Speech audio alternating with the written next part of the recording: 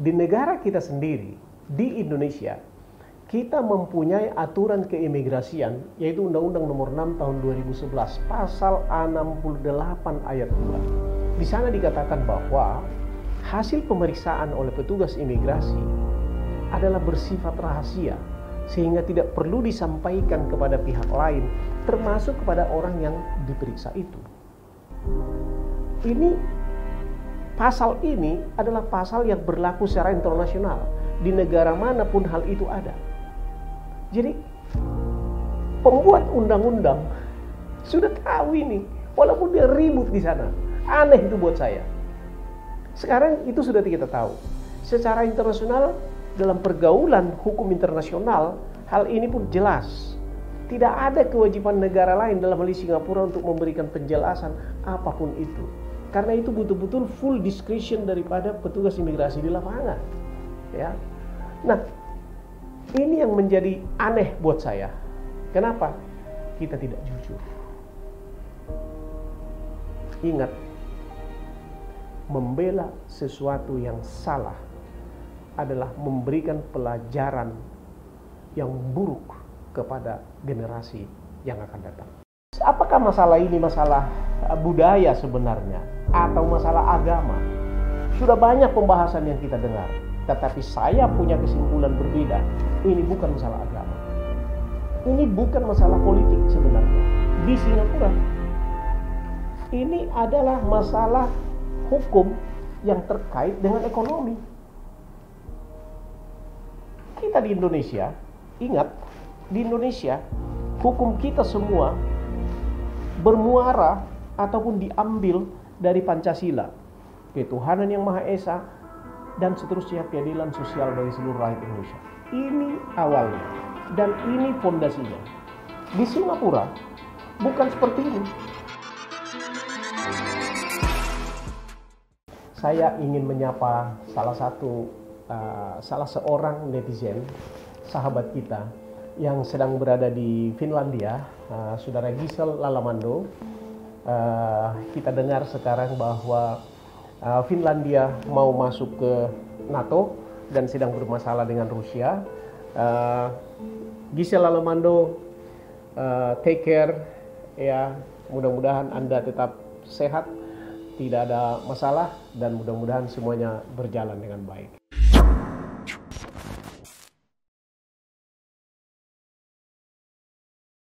Salam sehat, salam sejahtera, salam berbahagia kepada semua kawan-kawan dimanapun Anda berada. Satu minggu ini kita dihebohkan dengan suatu kejadian tentang Abdul Somad yang ditolak masuk ke Singapura. Ada banyak ulasan, banyak pembahasan, dan bahkan pemerintah Singapura mengeluarkan statement. Saya mau sampaikan bahwa sebenarnya hal ini hal yang biasa saja. Akan tetapi di negara kita ini menjadi luar biasa. Ya. Dan inilah yang saya mau sampaikan, bahwa sepertinya bangsa kita ini, orang-orang tertentu di negara ini mempertontonkan kebodohan ke dunia luar. Saya teringat pengalaman saya pada tahun 1900, sekitar bulan Desember tahun 99. Pada waktu itu saya sedang dalam perjalanan mau ke Abu Dhabi, ya. Kita naik Singapore Airlines. Nah, dari Singapore Airlines waktu itu sudah mengingatkan saya bahwa walaupun Indonesia tidak membutuhkan visa ke Uni Emirat Arab, tetapi you need it, dia bilang sama saya. Kenapa? Karena you baru bepergian dari satu negara yang tidak mempunyai hubungan baik dengan Uni Emirat Arab. Itu nasihat dari petugas Singapore Airlines. Lalu saya katakan, saya pikir wah, Indonesia bersahabat, negara yang sangat bersahabat dengan Uni Emirat Arab, tidak ada masalah. Saya bilang oke, I will take the risk. Oke, dia bilang. Lalu kita berangkat. Sampai saya di Dubai jam 5 subuh. Ketika sampai saya di Dubai, immigration check, mereka tolak saya masuk ke Dubai. Ya. Saya tanya alasannya apa? Dia tunjukkan sama saya. kamu dalam 30 hari, in between 30 days, kamu baru saja memasuki satu negara yang tidak bersahabat atau yang bermusuhan dengan Uni Emirat Arab. Itu omongan petugas imigrasi. Saya sudah tahu karena sudah diingatkan. Tetapi saya tidak bisa bikin apa-apa karena saya pikir ini adalah otoritas penuh daripada Uni Emirat Arab. Semua orang yang bepergian ke luar negeri pada umumnya tahu hal ini, bahwa adalah otoritas daripada negara yang bersangkutan ya, untuk mengizinkan kita masuk atau tidak, with or without visa. Nah pada saat itu, ini juga yang perlu saya gambarkan pada kawan-kawan semua.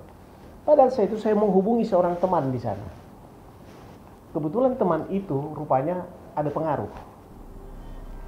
Yang terjadi adalah dari dalam airport itu saya dijemput dan tidak melalui immigration check, dan saya dibawa. Saya tanya dia, saya sudah di mobil, saya tanya, how come? Dia bilang, my friend, this is not a matter of regulation, but this is a matter of instruction. Anda tahu? Nah, ini yang terjadi pada saat itu. Ada sesuatu hal di sini yang mungkin berbeda dengan budaya di Singapura. Ya, ini yang saya mau gambarkan. Nah, apakah masalah ini masalah budaya sebenarnya atau masalah agama? Sudah banyak pembahasan yang kita dengar, tetapi saya punya kesimpulan berbeda. Ini bukan masalah agama. Ini bukan masalah politik sebenarnya. Di Singapura, ini adalah masalah hukum yang terkait dengan ekonomi. Kita di Indonesia, ingat, di Indonesia, hukum kita semua bermuara ataupun diambil dari Pancasila, ketuhanan yang Maha Esa, dan seterusnya, keadilan sosial bagi seluruh rakyat Indonesia. Ini awalnya, dan ini fondasinya. Di Singapura, bukan seperti ini. Di Singapura, semua berakhir kepada kalkulator. Awalnya dari situ, hitung-hitungan ekonomi. Sehingga semua aturan dibuat untuk menjamin ekonomi negara itu tidak terganggu. Ini yang terjadi dengan Ustadz Abdul Somad. Jelas kita tahu semua bahwa Singapura mengatakan bahwa alasan penolakan mereka adalah karena Abdul Somad sering artinya mereka cap di sana adalah seorang yang tidak terlalu pas dengan filosofi hidup di Singapura. Mereka takut nanti akan terjadi perpecahan dan sebagainya. Bagi kita di Indonesia, hal seperti ini biasa. Tiap hari kita dengar di lingkungan kita melalui toa, penistaan agama sebenarnya.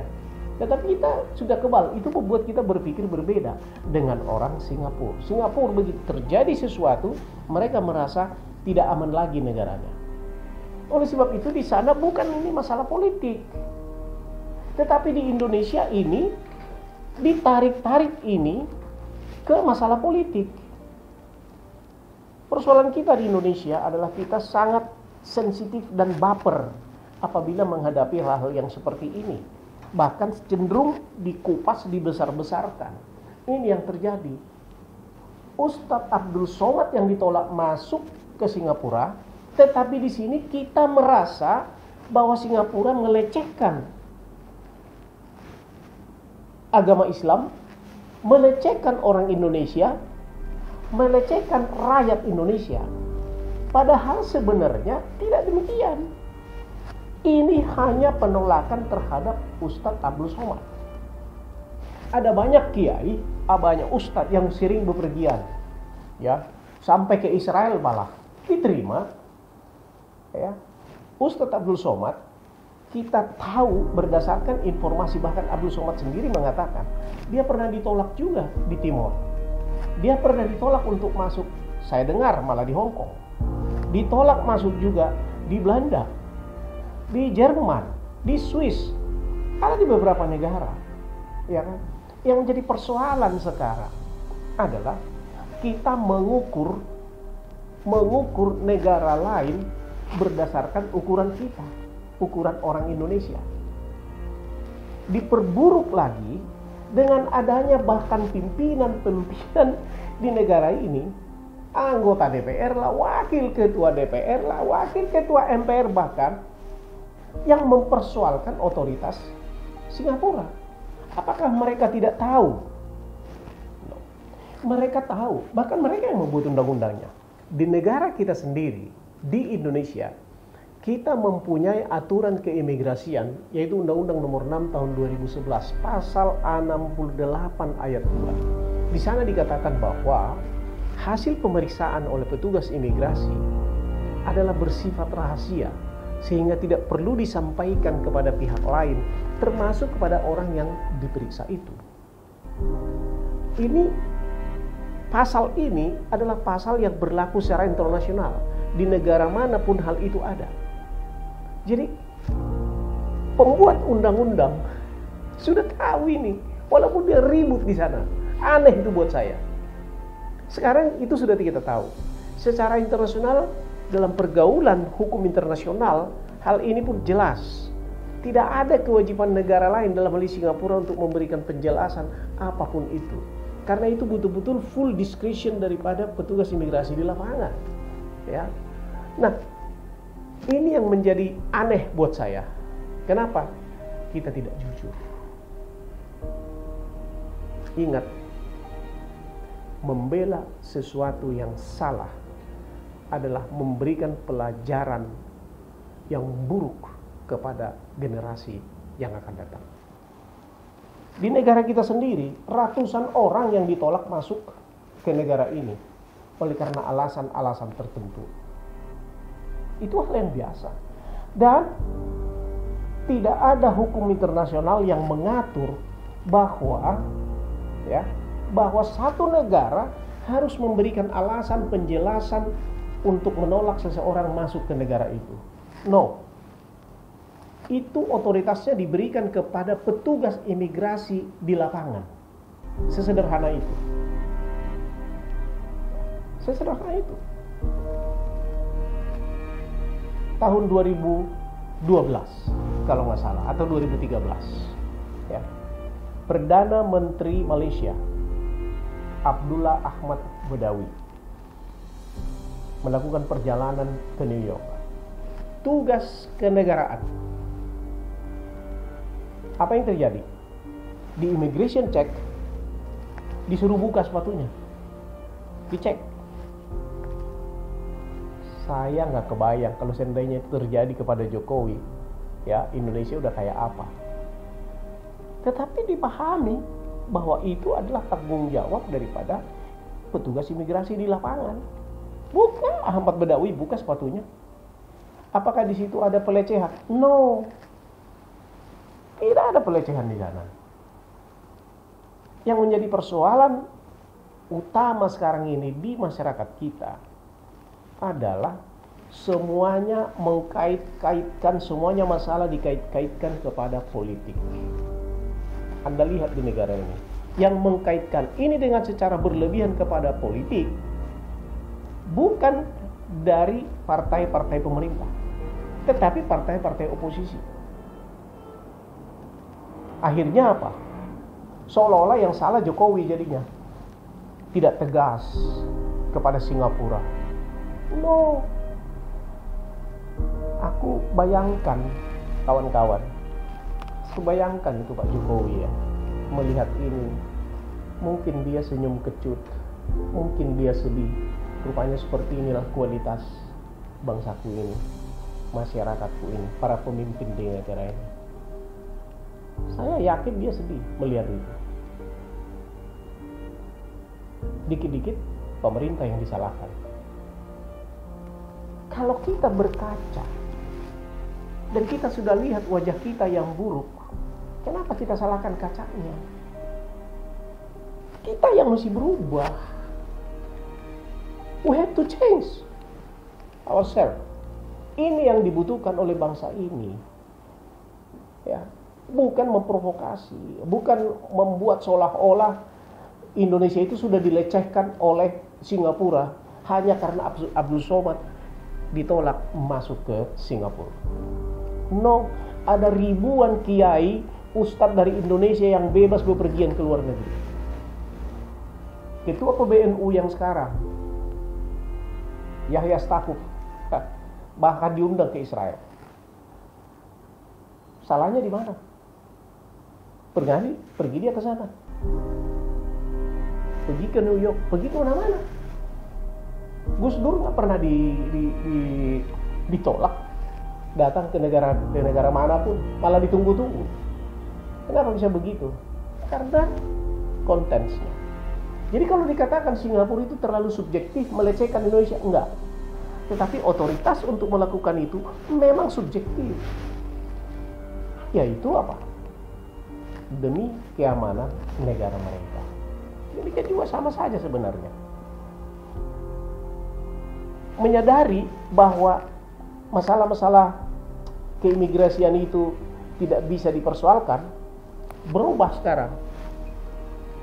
Disebutkan bahwa ada anak-anak pada saat itu yang tidak dilayani dengan baik, ya, terpisah dari ibunya dan sebagainya, ada umur 3 tahun dan sekian bulan. Saya justru lucu melihat itu. Sejak kapan Indonesia kok sebegitu beradabnya? Di jalanan tiap hari anak-anak kita lihat, siapa yang ngurus? Ada yang ngurus? No. Dipersekusi, dibully, diperkosa. Siapa yang ngurus?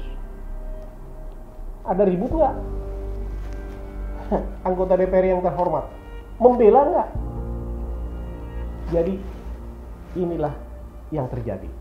Kita mempertontonkan ke dunia luar keterbelakangan cara pikir. Kita mempertontonkan ke dunia luar kebodohan kita. Kita mempertontonkan ke dunia luar kepicikan berpikir kita, kemunafikan kita. Hanya orang Indonesia yang mempertontonkan hal seperti ini kepada orang lain. Ya.